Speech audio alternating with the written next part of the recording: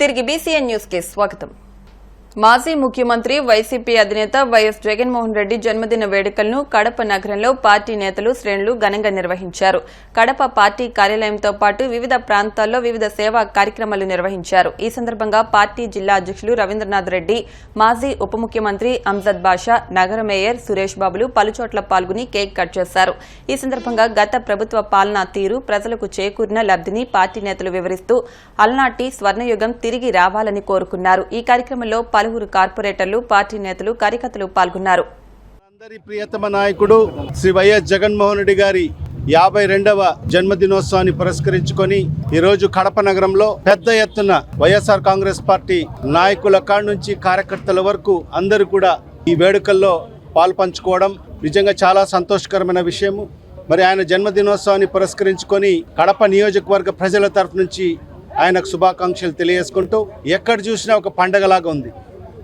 కేవలం మన రాష్ట్రంనే కాకుండా ప్రపంచంలో ఎక్కడైతే తెలుగువారు ఉండారో అక్కడంతా కూడా ఈరోజు జగన్మోహన్ రెడ్డి గారి జన్మదినోత్సవాన్ని గల్ఫ్ కంట్రీస్లో అయితేమి, యుఎస్లో అయితేమి, యూకేలో అయితేమి, న్యూజిలాండ్లో అయితేమి, ఆస్ట్రేలియాలో అయితేమి, అన్ని ప్రాంతాల్లో కూడా ప్రపంచమంతా కూడా ఆయన జన్మదినోత్సవాన్ని ఒక పండుగ వాతావరణం నిర్వహించుకోవడం జరుగుతుంది.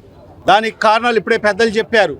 ఆయన ముఖ్యమంత్రిగా ఉన్న సందర్భంలో ఒక మంచి పరిపాలన ఈ రాష్ట్ర ప్రజలకు అందించడం జరిగింది. తన మన అనే భేద లేకోకుండా అన్ని వర్గాల ప్రజల్ని అక్కన చేర్చుకొని ప్రతి ఒక్కరికి సమన్వయం చేస్తూ మంచి పరిపాలన ఈ రాష్ట్ర ప్రజలకు అందించడం జరిగింది. సంక్షేమ పథకాల రూపంలో 1,75,000 కోట్ల రూపాయలు ఎక్కడ అవినీతికి ఆస్కారం లేకుండా దళారీ వ్యవస్థలు నిర్మూలించి పూర్తిగా ఏదైతే ఆ బెనిఫిషరీకి అందే విధంగా బటన్ నొక్కి మరి వాళ్ళ అకౌంట్లో జమ చేసిన ఘనుడు ఒక్క జగన్మోహన్ రెడ్డి గారు మాత్రమే అని చెప్పి గర్వంగా చెప్పవచ్చు.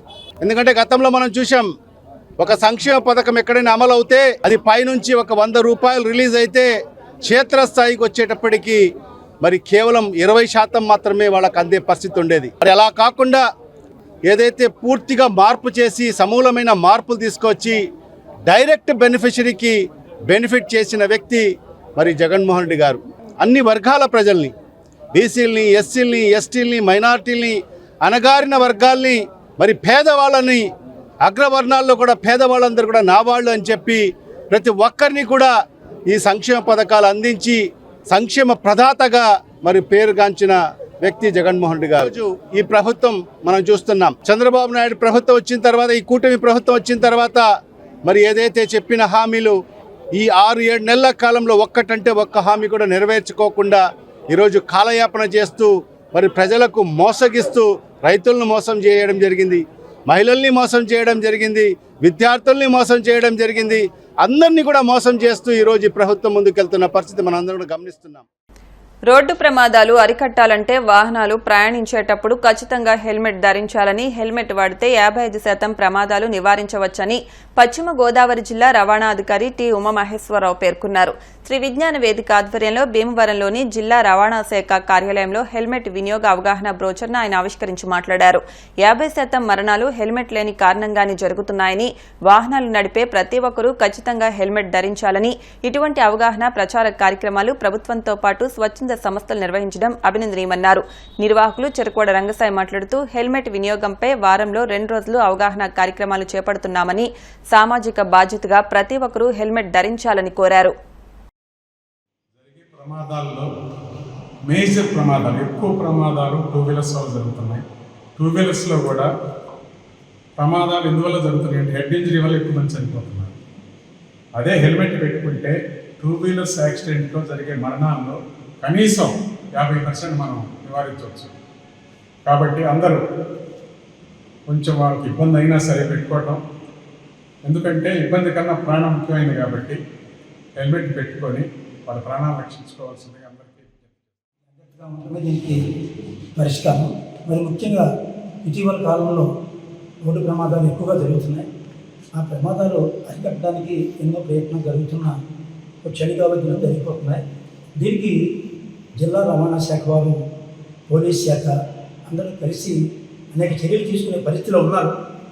అయినప్పటికీ కూడా ప్రజల్లో నిర్లక్ష్య ధోరణి తెలియదు, లేకపోతే అప్రమత్తంగా జరిగే తెలియట్లే, కానీ యాక్సిడెంట్స్ రోజు పెరిగిపోతున్నాయి. దీన్ని అరికట్టుకోవాల్సిన బాధ్యత సామాజిక బాధ్యతగా ప్రతి ఒక్కరు తీసుకొని డ్రైవింగ్ చేసేటప్పుడు సెల్ వాడుతుంటారు, డ్రైవింగ్ చేసేటప్పుడు ఈ పక్కన ఆ పక్కన ఫ్రెండ్తో మాట్లాడుతూ వెళ్తుంటారు, రోడ్లే సరిగ్గా ఉంటుంది. అంచేత మనం ప్రయాణం డ్రైవింగ్ చేసేటప్పుడు సెల్ ఫోన్ మానేసి హెల్మెట్ అనేది తప్పని జిల్లా రవాణా శాఖ గారు మరి ఉమ్మేస్తారు నిన్న కలెక్టర్ సమక్షంలో వ్యక్తి ఒక్కడిని చెప్పారు. ఈ పట్టి నుంచి ఈ శిరస్నానం పెట్టుకోకపోతే కఠినమైన చర్యలు కూడా తీసుకోవాలని చెప్పి నిన్న డెసిషన్ తీసుకుని నిన్న జిల్లా కలెక్టరేట్ ఆఫీసులో మీటింగ్లో జరిగిన విషయంలో ఆఫీసర్స్ అంతా నిర్ణయం తీసుకున్నారు. ప్రజలు కూడా దీనిలో భాగస్వాములై మరి హెల్మెట్ ధరించాలని ప్రతి ఒక్కరూ ప్రచారం చేయడమే కాకుండా ప్రతి ఒక్క మోటార్ సైకిల్ వాళ్ళు కూడా ఒక సామాజిక బాధ్యతగా హెల్మెట్ వాడాలని చెప్పేసి రవాణా శాఖ అధికారులు, అలాగే ఆర్టీసీ అధికారులు, పోలీసు అధికారులు వాళ్ళందరికీ మనం సహకరిస్తేనే జరుగుతుందని తెలియజేసుకుంటూ జరగబోయే పరిణామాలకు రేపు శిక్షలు విధించిన ఆ పరిణామాలకు ఎవరో బాధ్యత కాదని ఇది కలెక్టర్ గారు వీళ్ళంతా కూడా చంద్రబాబు నాయుడు గారు ముఖ్యమంత్రి కూడా దీని మీద పెద్దపీట వేసి ఏమైనా సరే ఆంధ్రప్రదేశ్లో హెల్మెట్ సంపూర్ణంగా వాడే పరిస్థితి వద్దామని చెప్పేసి వాళ్ళు ప్రయత్నం చేస్తున్నారు.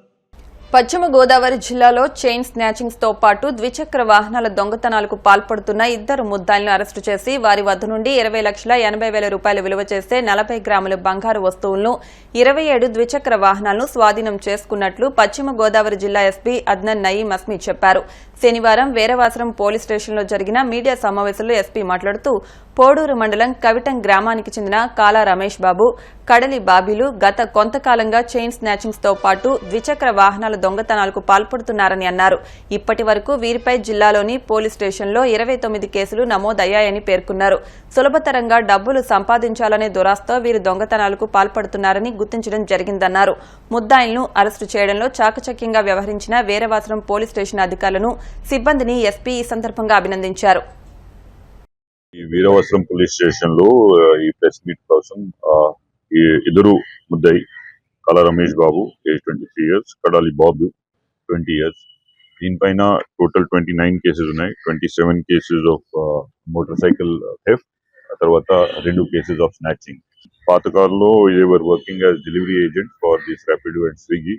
అది మధ్యలో to get quick money they became greedy. ఈ స్టార్టింగ్ దొరకడం స్టార్ట్ చేయడం జరిగింది. మన వాళ్ళకి ఒక కేసులో క్లూజ్ వచ్చేసి we have arrested them. Subsequent confession లో చూసి దీస్ 27 బైక్స్, ఈ 2 snatching cases were detected and now we're sending them into remand in all this Veeravasaram and their entire team for detecting this property intact and to rightful owners by following court process. తొందరగా అందరికీ rightful owners కి ఇవ్వడం జరిగింది.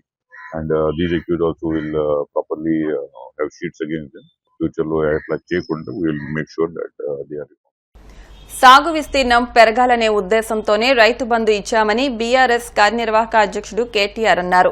తెలంగాణ శాసనసభలో ఆయన మాట్లాడుతూ 2019-20లో సాగు విస్తీర్ణం 141 లక్షల ఎకరాలుందని, 2020-21లో సాగు విస్తీర్ణం 204 లక్షల ఎకరాలని నివేదికలో చెప్పారన్నారు. రైతు బంధు ఇవ్వడం వల్లే సాగు విస్తీర్ణం గణనీయంగా పెరిగిందని, ఇదే విషయాన్ని ప్రభుత్వం ఇచ్చిన నోట్ స్పష్టం చేస్తోందన్నారు. బీఆర్ఎస్ హయాంలో 24 గంటల విద్యుత్ ఇవ్వలేదని తప్పుదోవ పట్టిస్తున్నారని, ఈ ప్రభుత్వం 24 గంటల విద్యుత్ ఇస్తున్నట్లు చూపెడితే బీఆర్ఎస్ శాసనసభాపక్షం మొత్తం రాజీనామా చేస్తుందని తెలిపారు. నిజాయితీ గురించి మాట్లాడారు అధ్యక్ష. నిజాయితీ గురించి మాట్లాడితే అధ్యక్ష, ఇదే మంత్రి గారు గతంలో కేసీఆర్ గారు ఎంత గొప్పగా పరిపాలించారో చెప్పిన మాటలన్నీ ప్లే చేయమంటే చేస్తా. ఇంత స్పష్టంగా శాసనసభలో నిన్నగాక మొన్ననే కదా అధ్యక్ష మొత్తం ఆర్బీఐ లెక్కలు వివరిస్తూ సావధానంగా ఏం చెప్పారు అధ్యక్ష?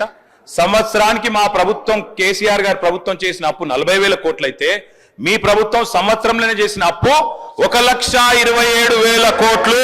ఇది ఆర్బీఐ లెక్క. రేవంత్ రెడ్డి లెక్కనో జూపల్లి కృష్ణారావు లెక్కనో చెల్లది, ఆర్బీఐ లెక్కనే చెల్తది అధ్యక్ష. వాళ్ళు ఒకటే అబద్ధాన్ని 100 సార్లు చెప్పి నిజం చేద్దాం అనుకుంటే ప్రజలు నమ్మరు అధ్యక్ష. మంత్రి గారు చెప్తున్నారు, ఏదేదో చెప్తా ఉన్నారు, రాజీనామా చేస్తా, ఇది చేస్తా, అది చేస్తా. అధ్యక్ష, ఇదిగో మహబూబ్ నగర్ లెక్క ఇది. ఆనాడు పెండింగ్ ప్రాజెక్టులుగా వదిలిపెట్టిపోయిన కేఎల్ఐ, భీమా, నెట్టెంపాడు 4,000 కోట్ల రూపాయలు ఖర్చు పెట్టి 6.5 లక్షల ఎకరాలకు నీళ్లిచ్చిన మాట వాస్తవమా కాదా మంత్రి గారు గుండె మీద చేసుకొని చెప్పాలా అధ్యక్ష? పాలమూరులో ఈ రోజు వ్యవసాయ విస్తీర్ణం పెరిగిన మాట వాస్తవం కాదా అధ్యక్ష? ఇంకా వారు ఏదేదో మాట్లాడుతున్నారు. 8 లక్షల కోట్ల పని ఒక ఆయన, 7 అని ఒక ఆయన, 10 అని ఒక ఆయన. నోటికి ఎంత వస్తే అంతేనా మంత్రులు? మంత్రులు అంటే చదువుకొని రావాలి. ఎటువడతాడు వచ్చి మాట్లాడతాం ఇష్టం ఉన్నట్టు ఎట్లా సార్ అధ్యక్ష? ఏం సార్ ఇది? అధ్యక్ష, వారికి నేను స్పష్టంగా చెప్తున్నా, వారు అడిగిన ప్రశ్నకే సమాధానం చెప్తున్నా సార్. ఆర్డర్లో పెట్టండి సార్, ఇది ఏం పద్ధతి సార్ ఇది? అధ్యక్ష, వారు అన్నారు అధ్యక్ష, రైతులకు మీరు ఉచితంగా ఇచ్చిన్నారు. ఎస్, 9.5 ఏళ్లు రైతులకు ఉచితంగానే నీళ్లు ఇచ్చినాం, భూమి శిస్తు రద్దు చేసినాం, నీటి తీరువా రద్దు చేసినాం. ఎస్, రైతులకు ఉచితంగా నీళ్లు ఇచ్చేందుకు కోట్ల రూపాయలతో ప్రాజెక్ట్ కట్టినాం, 1000 కోట్లతో. భవిష్యత్తులో మా ప్రభుత్వం మళ్ళీ వచ్చిన తర్వాత కూడా అదే పాలసీ కంటిన్యూ చేస్తాం. తాగునీరు ఉచితంగానే ఇచ్చినాం, బరాబర్ రేపు మళ్ళీ వచ్చిన తర్వాత కూడా అట్లే ఇస్తాం, అందులో అనుమానం అక్కర్లేదు. నిజాయితీగా చెప్తున్నాం. ఎస్, మేమెన్నడూ కూడా రైతుల మీద గాని, రైతుల మీద మాత్రమే కాకుండా తాగునీరు ఇచ్చిన కుటుంబాల మీద గాని ఎన్నడూ అదనపు భారం వేయలేదు, భవిష్యత్తులో కూడా వెయ్యబోము. వారు చెప్పింది వాస్తవమా సార్? 8 లక్షల కోట్లు అప్పని ఒక ఆయన అంటారు, 10 లక్షల కోట్లు అప్పని ఒక ఆయన అంటారు. మన ఆర్థిక మంత్రి గారు 6,71,000. మంత్రుల మధ్య సమన్వయం లేదు. ఏం చెప్పాలో నంబర్ కరెక్ట్ గా ట్రైనింగ్ చేయండి ముఖ్యమంత్రి. వార్తలు ముగించే ముందు ముఖ్యాంశాలు మరొకసారి. గోదావరి పశ్చిమ డెల్టా ప్రాజెక్టు కమిటీ అధ్యక్షులుగా కూనదరాజు మురళీకృష్ణంరాజు, ఉపాధ్యక్షులుగా గుబ్బల మారాజు ఏకగ్రీవ ఎన్నిక.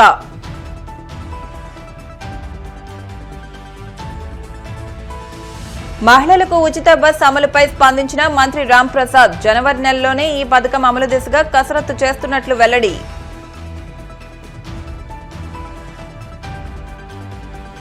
మాజీ ముఖ్యమంత్రి వైసీపీ అధినేత వైఎస్ జగన్మోహన్ రెడ్డి జన్మదినోత్సవం సందర్భంగా పెదమీరంలో విస్తృతంగా సేవా కార్యక్రమాలు.